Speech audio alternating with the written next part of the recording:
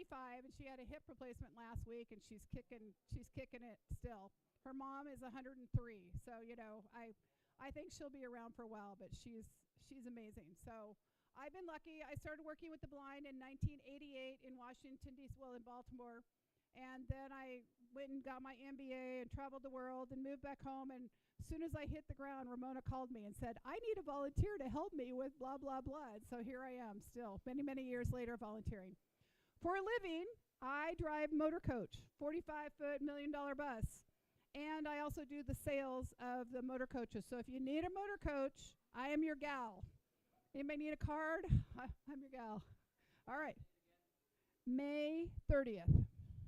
So it's a Saturday, the last Saturday of May. It's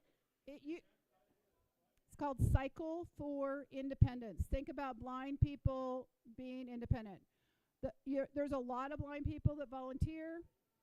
The philosophy is with training and proper training and fair opportunity, a blind person can compete side by side with a sighted person. So their philosophy is independence, advocacy for themselves, and so I'm just a lucky person that's gotten to hang out with all these really amazing friends of mine for many, many years who can't see. So, any questions? Okay. We'll help you out. Awesome. You'll be taken care of. 2 o'clock at the latest. And what we can probably do if we have enough volunteers is do some shifts. And it should be real easy. The ones that are on the short race won't take as long as the 63-miler, and we can do some shifts. But the main thing, my understanding is we're just looking for life safety, keeping track of every bike. If somebody's broke down, we can get a hold of the repair crew if they want repaired. If we need to give them a ride, we can either call a ride or give them a ride. That's what we're out there for, is just to make sure that nobody gets lost and hurt.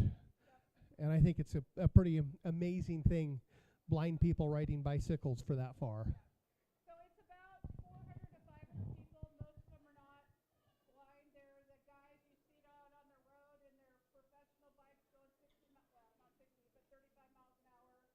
So that's our biggest group, is all blind people. But we have probably about 20 to 30 blind people on tandem bikes on the route. So it's pretty fun. Good job, Jeff. Thank you.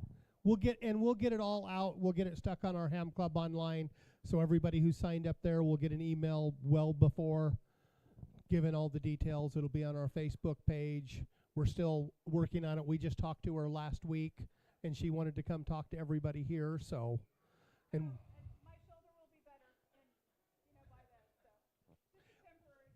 We want to see you riding the bike, leading the whole thing. Maybe we have, my partner and I have bikes, so we love biking, but I think I'm going to be working with you guys. I'll be working and doing the route. So.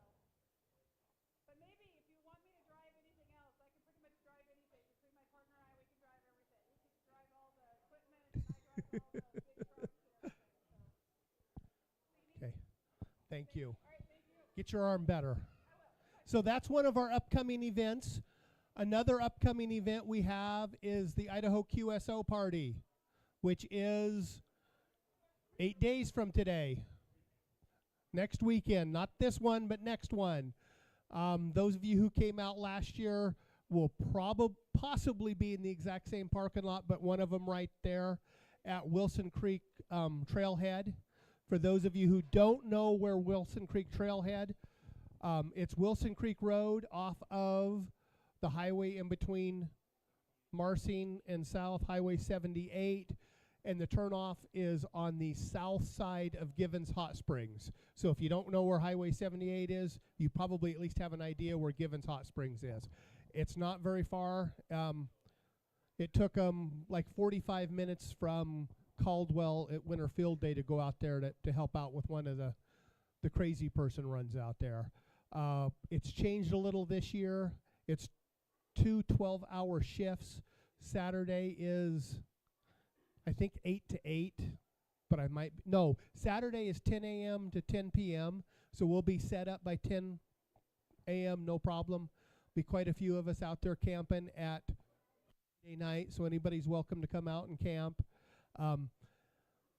Last year there was quite a few horses. It's a horse trail, not a motorized trail, so we don't have to worry about ATVs, side-by-sides, motorcycles. It'll just be horses. There's a good chance of seeing wild horses out there. It is a Pota park, so anybody who wants to be there at any time we're not doing the Idaho QSO party is more than welcome to activate the park as a Pota entity. And I actually think it might be two. I think it's a herd management area as well as the Owyhee front, but I'm not positive. I'd have to talk to my Pota experts around here. But it should be a lot of fun. The plan is right now, the big tower that was out at Winter Field Day will be there. We'll have wire antennas up. We'll be set up to make contacts from 160 meters. If you want to, for the Pota, to at least 23 centimeters, maybe 3 centimeters. I got to decide if I want to bring the other radios out. So if anybody is trying to get the N1CC award for Pota, we can make sure that that happens that weekend. Other events coming up. Dave, come on up. We've been trying to put together a swap meet again. We've had some issues the last year or two. We lost a location, but we've now found another one.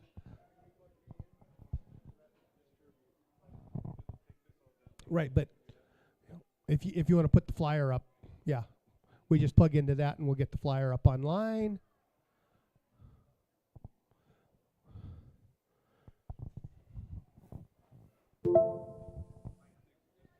Yeah, it takes, there we go.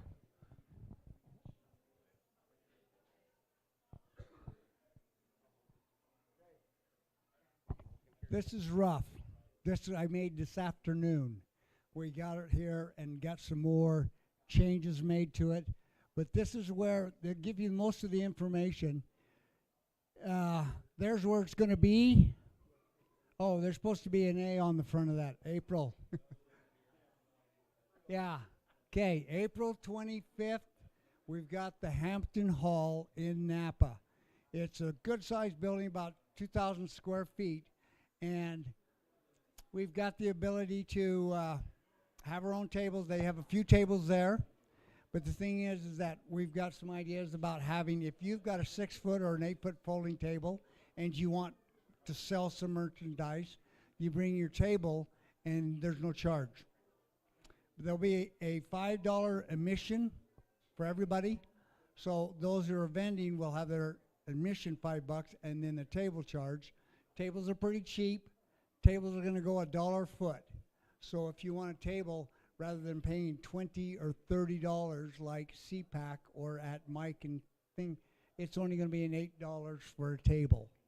Okay, and then they've got a whole bunch of round tables. This place is usually doing weddings and stuff like that, so they don't have a lot of 8-footers and 6-footers. But if we can bring your own, you're good. Two, there's also parking alongside the building, so there's going to be ability for somebody who's got some big stuff. They're like at the larger swap meet that needs a tailgate type stuff. It's in the back of the vehicle or something like that. We'll have a couple of slots like that. And but the important thing is to get the date down, the 25th, and then this will be, we'll redefine this poster and it will be posted up and anything like that. The other one is if you volunteer for a block of time, no charge. So if you come, help with tables, help with setting up, help with the loading to bring the material in, stuff like that. What's nice about this one is that there's stairs coming in and stairs in the building. But there is a handicap ramp up the side that you just bring everything up the ramp and right into the building, right to your table, which is kind of nice. And so they'll need help getting to their table, then getting the carts back out to somebody else.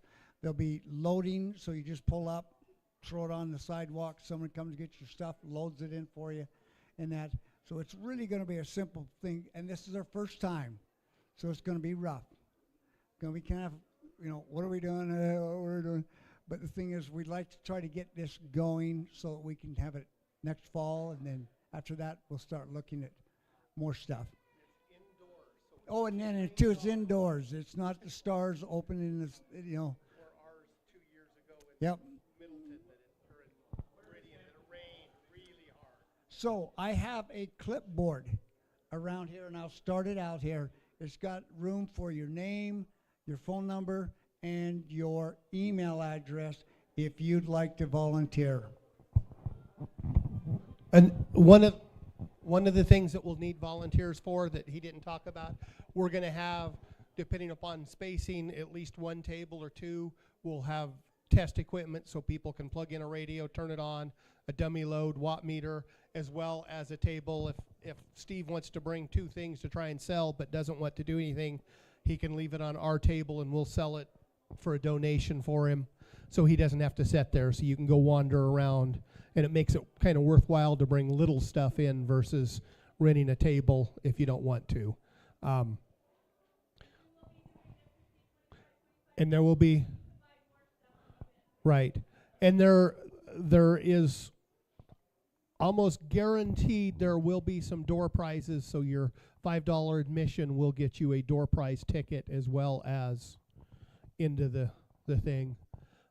Hopefully we have a good turnout. We've had good turnouts in the past, and this time we're indoors, so hopefully it'll be a real good turnout. I think John just volunteered to be our DJ. Thank you, John. Everybody, give it up for John.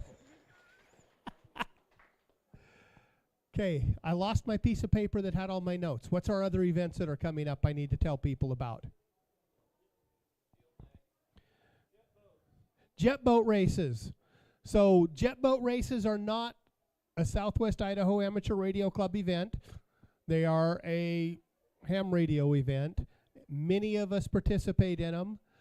For everybody who has not heard, the World's Championship jet boat races are in Idaho this year.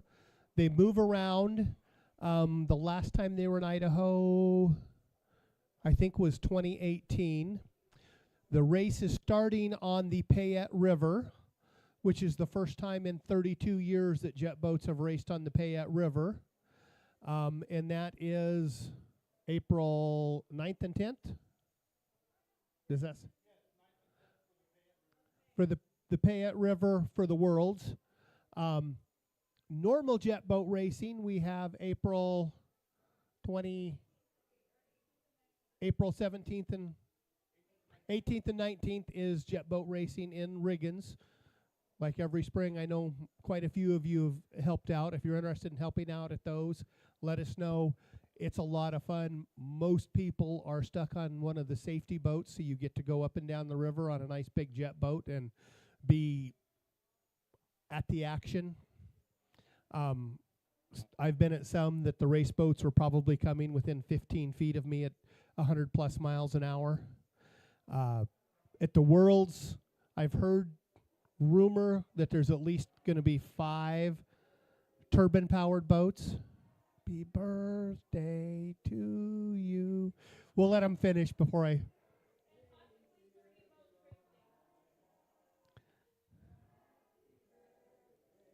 To you. The turbine-powered boats, 2,000 horsepower, top out at about 180 miles an hour on flat water. The approximately 60 miles of the race course at Lewiston last year, the turbine boat that won, averaged 118 miles an hour. You know, that's moving right along on water, especially when it's not all flat, smooth water. The helicopter had a hard time keeping up with it. Okay, what other events did I forget? Field day, we're still working on a location. The tower does not want to crawl up the hill to Tripod Meadows. Actually, I'm going to say it really doesn't want to be pulled back down the hill, because if anything goes wrong, it weighs a lot more than the pickup and could push the pickup off the road. So we're trying to find some place that's a little more accessible. Anybody's got ideas, let us know. So we're still looking and still evaluating lots of things. I think that's everything for events. We have changed the way a few things are going. If you've noticed, those of you on Facebook, there's a separate event for each meeting with a topic. Ham Club Online has a separate event with each topic. We're not making them recurring because it doesn't let you easily say what the topic is. So hopefully that will help everybody. Hopefully starting next month, before the general meeting at 7, we'll have an introductory thing for new hams to really help them out and giving you contacts of people. So one thing that I want to say right now, if anybody is willing to be a contact for any content area, like we'll put on the paperwork, if you want to learn about APRS or Arden without even asking him, we'll send you to John. But anything of that nature, if it's something that you're willing to help out on, we'd love to put you on the list and say, if you want to put together a go kit like Dave showed us last week, here's Dave's contact info. And I can already tell you Dave's willing to do that. Any questions on any of the upcoming events, the past events, the bicycle ride? Nope. I'm going to turn it over to Jamie and Steve for Parks on the Air. Hey.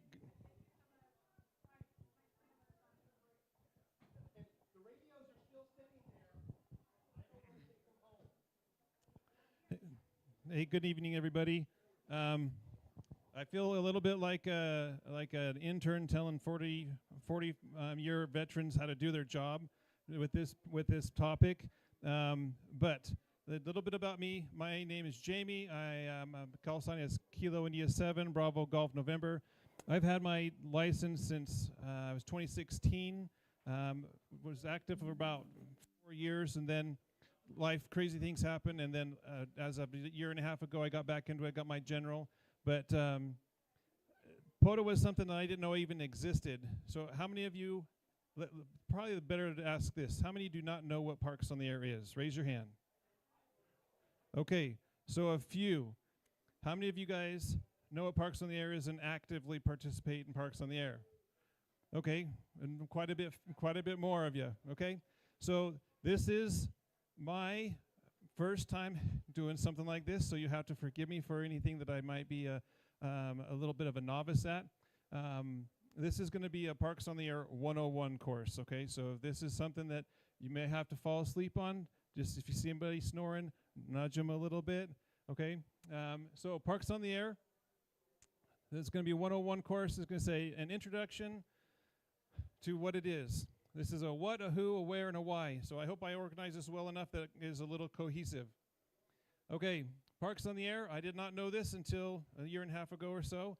They had in 2016, they had National Parks on the Air. So in 2017, when that ended, there was a group of volunteers that wanted to continue that fun because it is fun. And so beyond that 1-year event, and thus the Parks on the Air was born, okay? So what do you need to do Parks on the Air? It's pretty simple. You need a radio. There's a radio. You need a power source. Anybody who knows who Michael is? That's Michael. Yep. You need an antenna, and it can be something simple. It can be something elaborate. I don't have any kind of beam or anything that I take anywhere. Usually it's either vertical or an end fed halfway we hang from a tree, or a simple dipole. And you need a log. So you're going to log all the contacts that you make. Hammers, Ham2K, Polo, N3JP, World Radio League, or just even pen and pencil, or paper and pencil will be perfectly fine. If you have an electronic version, it's really simple to upload to the website. Okay, so who does Pota? So really, this is what got me interested in it, because when I started doing Parks on the Air, I only had my technician license. Okay, I'll show you in a minute. So any amateur radio licensee or ham radio guy or girl, but it's important that all band restrictions apply and limitations. Okay, so when I first saw this band plan from the ARRL, I saw that little yellow dot in the top right-hand corner on 10 meters. And that means that as a technician, which I was then, I could get on HF, and I could talk to people all over the planet. So I saved my money. I bought myself an 891. I made myself, if you guys know, watch YouTube, you see Michael a lot, KB9VBR, but also there's a guy named Mike with K8MRD. I found a YouTube video of his. He said, here's how you make a homemade dipole out of speaker wire, and that's what I did. I made a homemade dipole out of speaker wire. I got on 10 meters, and my very first contact was a guy doing Pota in Mexico. It was extremely difficult to hear him. I'm sure it was difficult to hear me, but that was my very first HF contact, was a guy in Mexico. So I was immediately glued to my seat, trying to find other places. I had no idea what I was doing, but I was exploring, trying to figure this out, and doing a lot of research. So for all those who are new techs, that little yellow dot right there is your gateway to craziness. Okay. Who are the participants in Pota? So there's two main groups of participants. First group is the activators. They're the hams that are in the park calling CQ Pota and trying to make contacts. Okay? This is a pretty good picture of some folks that we know that are we're doing a Pota. They're calling out CQ Pota. Okay? The others is everybody else. Everybody else who's at home or anywhere else who's looking for those hams in those parks, trying to make a contact with them. I have no idea who this guy was. I just grabbed him off the internet. But that's pretty typical, right? Some guy at home on his desk trying to make a contact. Okay, where can you Pota? Well, there's a really cool website called Pota.app that is really, really, it's essential, but it is good for both of us, activators and hunters. This is a quick little screenshot of the parks that are in southwest Idaho, eastern Oregon, and western Wyoming. Every one of those dots is a Pota park. That's a lot. That'll take a lot of driving to go visit just those. Some of those dots are the Boise National Forest. So if you're within the boundaries of the Boise National Forest, you're in a Pota park, whether you're parked off the side of the road, parked on the top of Pilot's Peak, or all the way up somewhere else. Some of the parks are just gigantic because it's a Boise National Forest. Some parks are really specific and really small. So it just depends on what you're after and what's close to you. This is a picture of the Oregon Trail. The Oregon Trail is a Pota park. So if you're within 100 feet on public property, anywhere along the Oregon Trail, you're in that park. It's pretty dang cool. I actually did a little bit of research. I live in Middleton, and the Oregon Trail goes right across my buddy's driveway. So if I was in the street, I'm going to be within 100 feet of the Oregon Trail, sitting on the street. I could activate from the park. The rules are pretty lax, but that's what they say. That's what they say. 100 feet from the park or from the Oregon Trail. So it makes it really easy to find something to where you're going to go. Okay. Okay. So a couple things, just a little bit of a definition. Parks must be owned and operated by the state or province or federal national agency. We do not, we being Pota, do not include parks that have parts, shared ownership, sponsorship, or are operated by private organizations or local governments. So city parks, no. State parks, yes. So just a difference in the definition. So to be aware of that. To be considered for inclusions, parks must meet the above requirements and offer an informational website detailing current boundary maps. That's just so they can document what's what. Go ahead, James.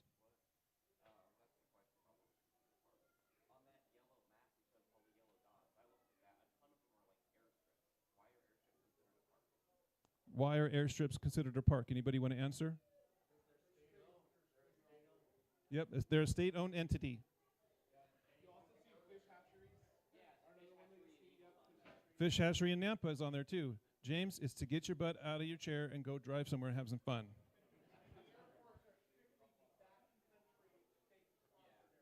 Yep. Yep. Yep. Dave. There's a parks all over the planet.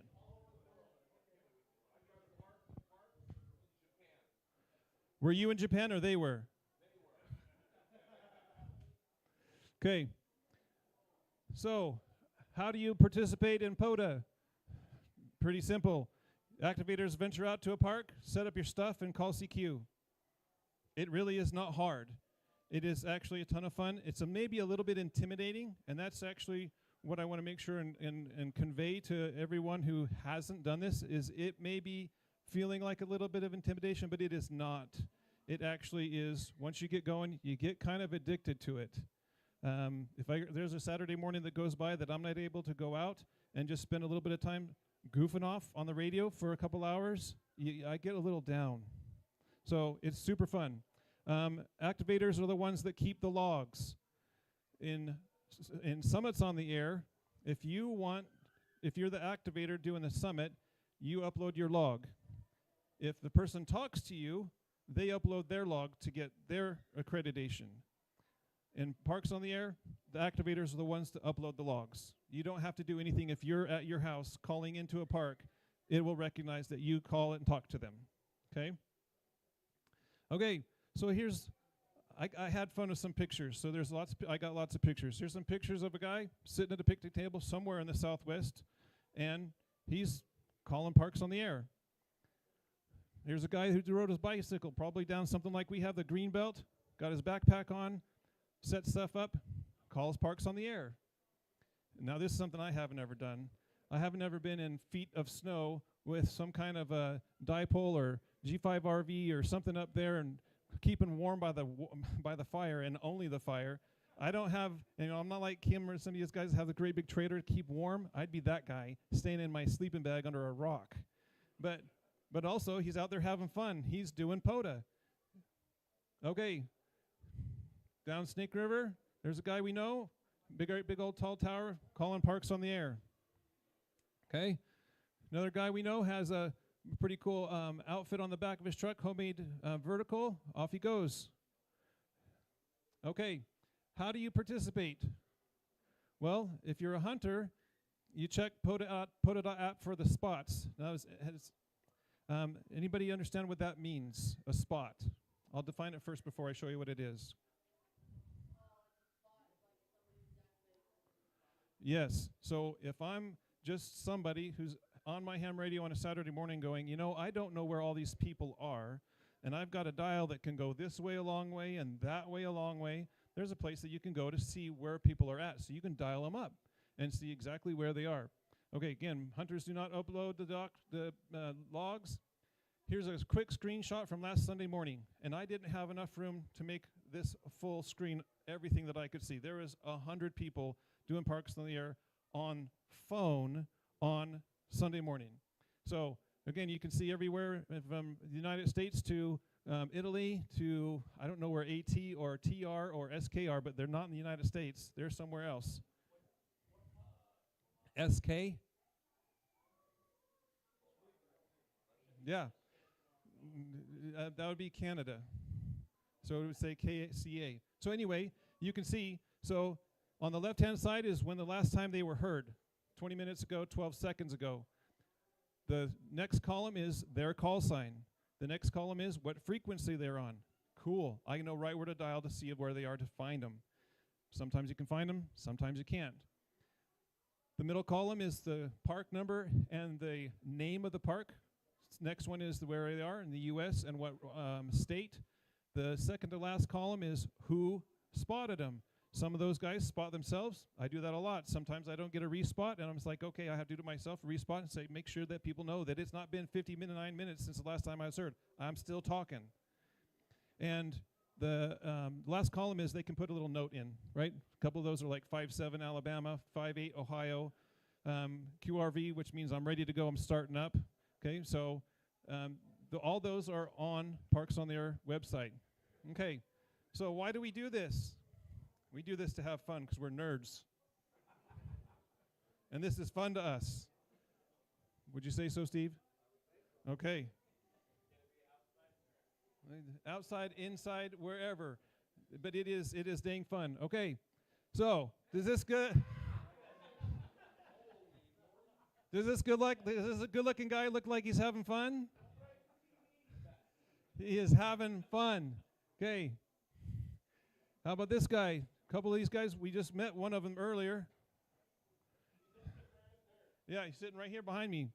Okay, this is when we were at Eagle Island and we have the scouts come out and take a look. He went from that to a general in a couple of months. Okay, look at that sweet couple.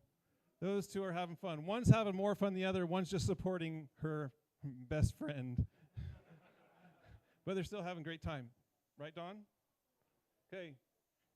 She's always having fun. I think this one was taken when we were doing, at Deer Flat, and you were talking to a whole bunch of lighthouses. So we got some lighthouses we could hear. Obviously, thumbs up, right? This is a fun activity. Hey, Brian, we're talking to you. Yep. All right. Part of the fun that we have is you get rewarded for having fun. And you don't even have to really apply for it. You just have to do stuff like, say, this is Kilo India 7 Bravo Golf November from this park, and I'm calling CQ Pota about 1.5 million times in 2 hours. You get tired of talking, but you get used to it, so your voice gets to where it can handle that. But you just get awards automatically. They just pop up and say, hey, this is cool. You did this. One of the things I think is pretty cool, I'm a little more nerdy than some, not as nerdy as others, but I like stats. That's one thing that I think is pretty cool. The previous award was from Hoot's page because I can't see the same thing. But I can see this on my page where you go and you log in, you create yourself an account, you do all that. So I've activated from 4 different states in the union. No place else but Idaho, Oregon, Arizona, and Washington. I've contacted through me being either a park talking to another park or a hunter talking to a park, all 50 states and Washington, D.C. So that's actually not very hard if you're actually doing this very often. It's pretty easy to rack up states. Now, it took me forever to get Vermont.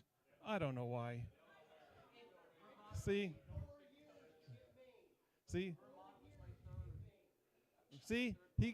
Yep, third Pota Park, never Pota Park. Sometimes things just work out that way.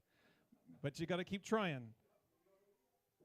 Okay, this is that N1CC that Kim was talking about just a minute ago. This is kind of cool.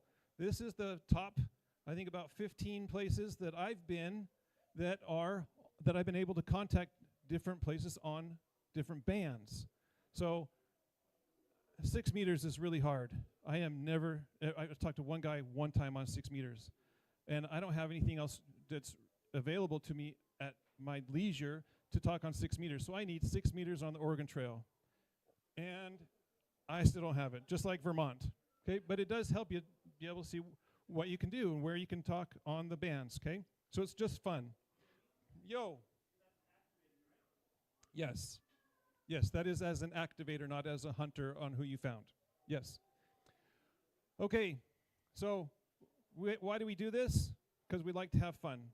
But also, we like to practice emergency operations. If anybody else around here is like me, I do help out with things like net control.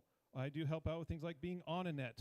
Okay, if you're doing emergency operations, sometimes you might look like him if you don't have enough practice. Doing parks in the air gets you gobs and gobs and gobs of practice. You can get 4 or 6 contacts. You can get 246 contacts. It all depends on a lot of things. The band conditions. If you have a new park and people are just piling on top of you, if you know what a pileup looks like, that's what happens when you get a pileup that lasts for an hour. You end up being really frazzled. Okay, so also it helps us to be able to use some of that stuff that we bought that we totally told a lie on how much it cost to our spouse. Okay, so just like Dave had a couple weeks ago or last month when we were here, you have a Go kit that you can take out, have fun with, and test some more. You can. This is something I just got, solar panel to help feed my battery in case I'm out there for too long. I can charge it up while I'm out there. Another Go kit with solar panel both. Okay, so it helps us to be able to have that capability and really just skill to recreate that if we have to be going somewhere. As I was doing this, I was looking up. It was Hurricane Helene that was there in the southeast with Florida and South Carolina and everything. And I was actually watching a couple of news updates where ham radio operators were the only means of communication for a lot of that area when that hurricane came through, because there's no cell phones, there's no landlines for sure, there's no nothing. Elon dropped in some Starlinks. Yeah, that helped a lot, but ham radio operators were the lifeline to help people get what they needed. So it really is an actual practical skill that you can totally tell your spouse that you're practicing all the time. My wife doesn't mind. Okay, so Pota can be a simple and fun activity. The last thing I have is about a dozen slides of some just fun things to look at. Okay, it's just eye candy for us nerdy people who like spend lots of money on little simple gadgets. Okay, so here's a guy who's just got a QRP little radio with a handheld connected to a great big mast. Here's a guy with 2 antennas. I have never taken 2 antennas purposely somewhere to do a Pota. Here's a guy. This one made me laugh. I'm like, he's just chilling in his truck. He's got he could be there all day. Got his infed half wave or some kind of a wire antenna hanging up off his truck to go into some tree probably somewhere. Just hanging out. You get to see some cool places. I would go activate this park a lot if I lived somewhere close to that. It would be fun.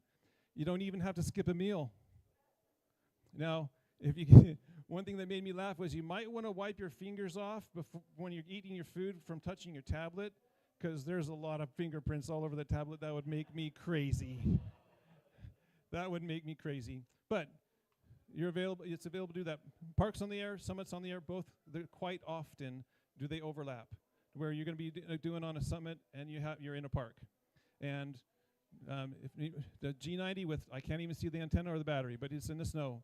Now this guy, his lunchbox and his go box are the same thing, right? He's got some honey-cured ham. He's got a couple batteries. He's got a carton of cottage cheese right next to his FT891. It's so funny. It made me laugh. All right, but this is super simple, right? Little box, little antenna, out there somewhere, and power supply. This is me. This is a Potomobile. Not quite as fancy as Alan's Potomobile, but still a Potomobile. I actually have that exact same holder for your steering wheel for your laptop or your tablet. But yeah, pretty easy, especially when it's cold, for something fun to do on a Saturday morning. And that is everything.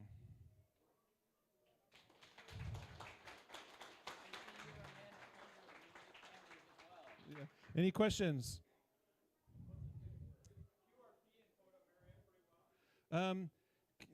Sometimes.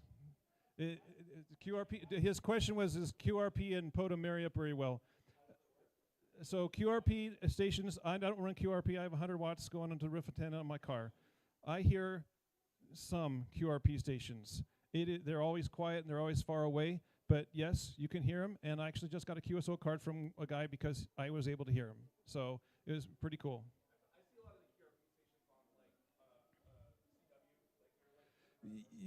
Yeah, for sure, because what do they say? 5 watts on CW is the same as 100 watts on phone. So, yeah, I don't know CW yet.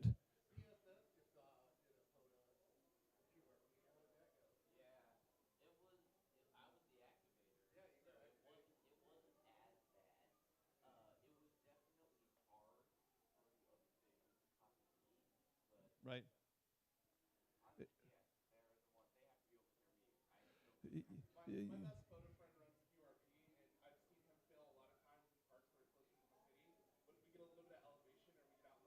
Sure. Yep. So there's and the antenna. Yeah. So there's definitely advantages to running QRP if you have elevation and a really good antenna, for sure. Any other questions? Hey, Alan, go for it.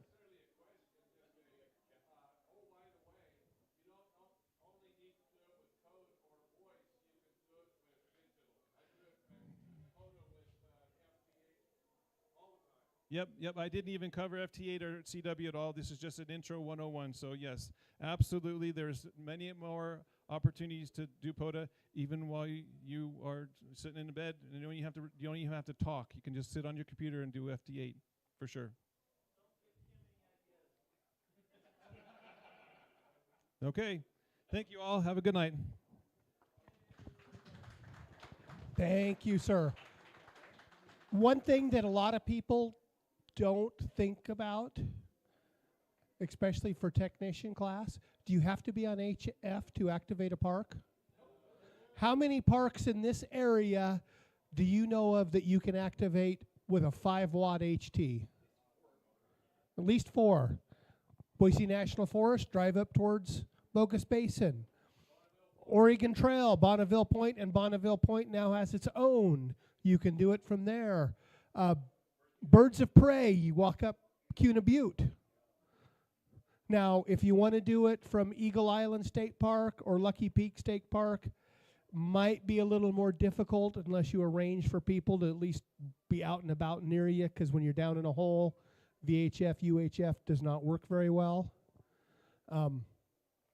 I forgot to announce as a possible upcoming event, but I don't remember the date at all.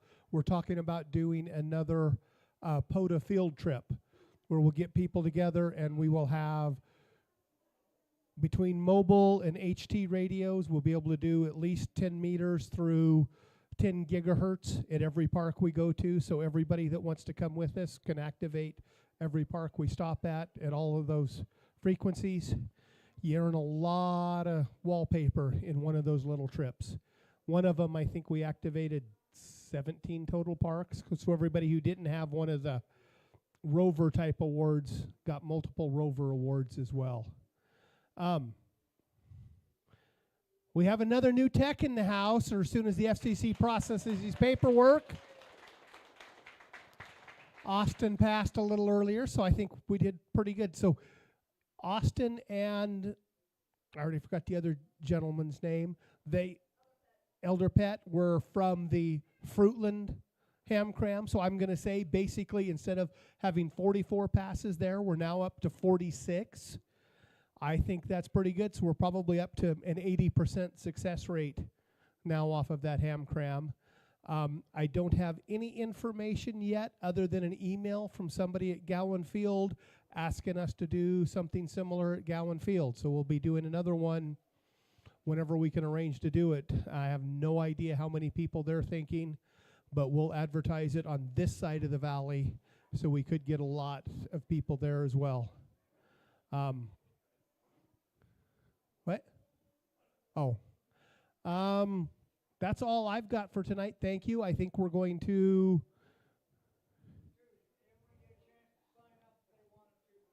And there'll be more times to sign up for volunteering on that. Yes. What was I just going to say? I don't even remember.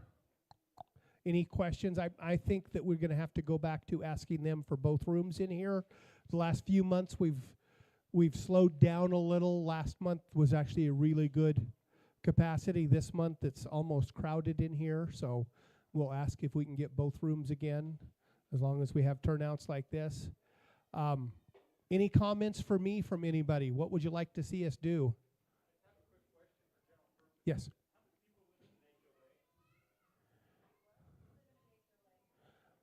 I'd say 2/3 at least.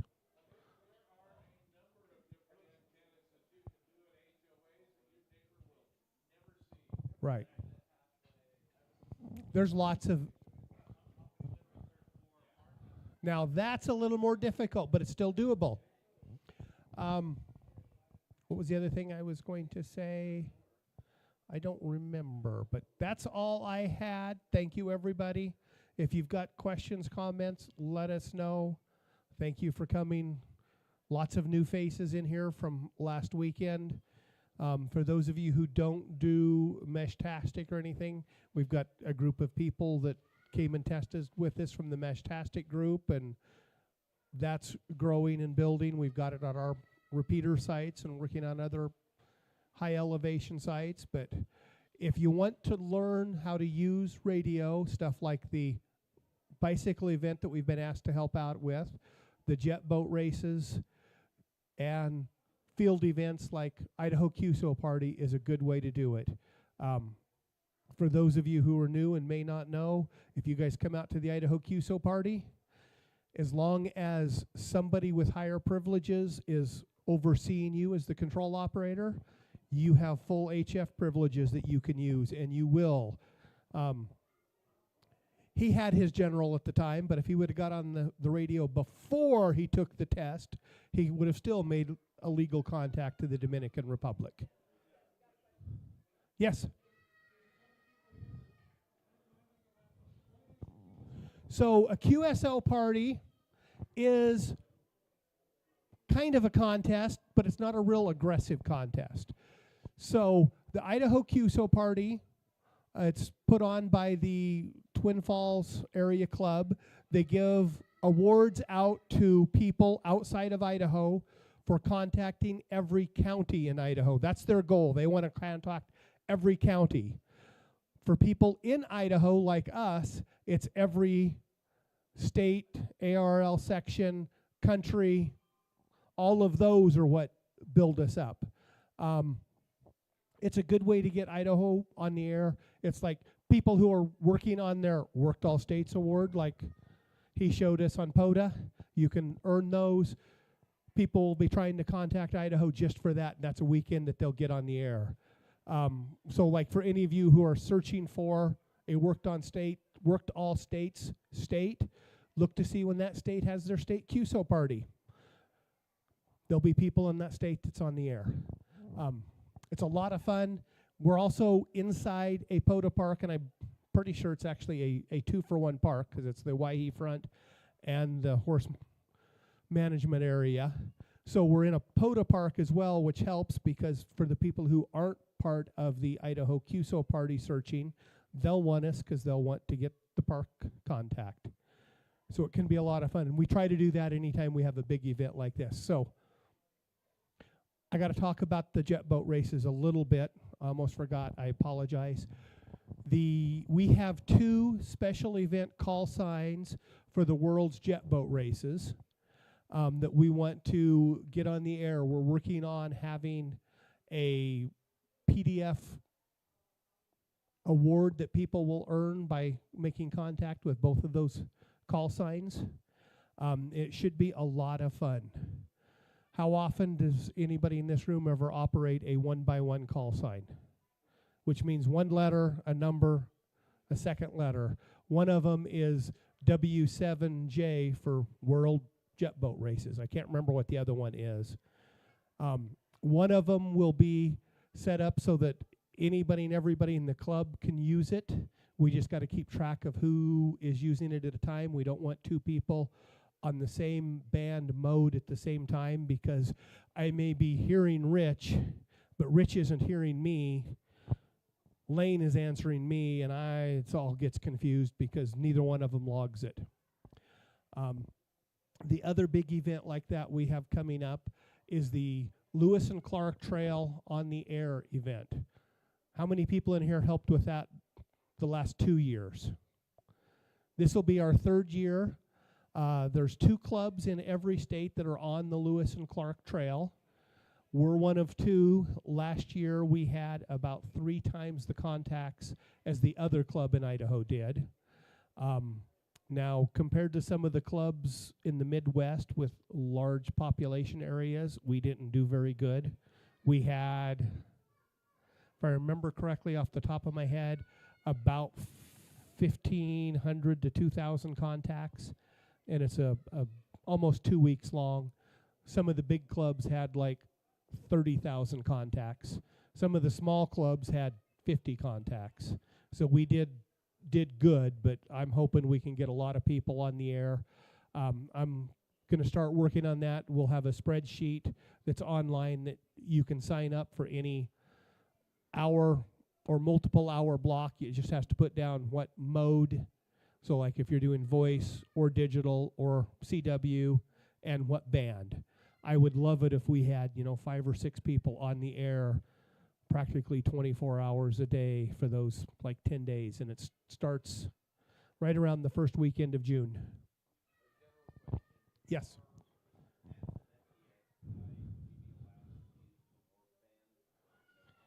Yes, because it's not a contest. Pota can use the work bands, even though there's some controversy over that. It's not a contest. But yeah, it'll be available. For the special event stations, yes. The Oregon Trail, I think they don't list the work bands. Any other questions? But we've got lots of opportunities to get everybody who wants to on the air a lot. I know Lewis and Clark Trail and jet boat races will do VHF as well. The wife and I, when we came back into town from Oregon during that, we were calling all the way as soon as we crossed the border on 2 meters just to give people contacts on 2 meters while we were driving. Any other questions?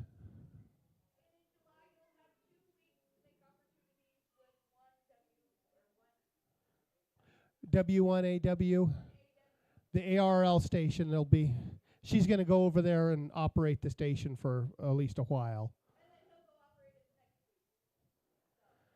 So, should be fun. That's all I've got. It's 8 o'clock. They're going to want us to leave soon, but thank you, everybody. Any questions, let us know. Anything you want to see, let us know. Next month is digital emergency communications. The following month is net control and message passing. Like, how do you work an event? I know lots of times, especially new people, are scared to sign up to help out an event. They're not hard to do. But you need to practice, because if you happen to have an emergency during that event, you need to stay calm. We've called Life Flight 3 times at motorcycle races. You know. Yeah, but they found the boat 6 weeks later. We did. We lost a boat in Lewiston 2 years ago. It sunk, and the scary part was we did not know where it was. Our safety boats were not doing their correct job. We should have known which 2 safety boats it disappeared in. We knew that it disappeared in between 4 different ones. That's bad. But it happens. But that's why we've all got to practice and pay attention and don't get engrossed in watching the race all the time. You know, at least pay attention to what boat went past you when you got wet. But thank you, everybody. Have a great evening.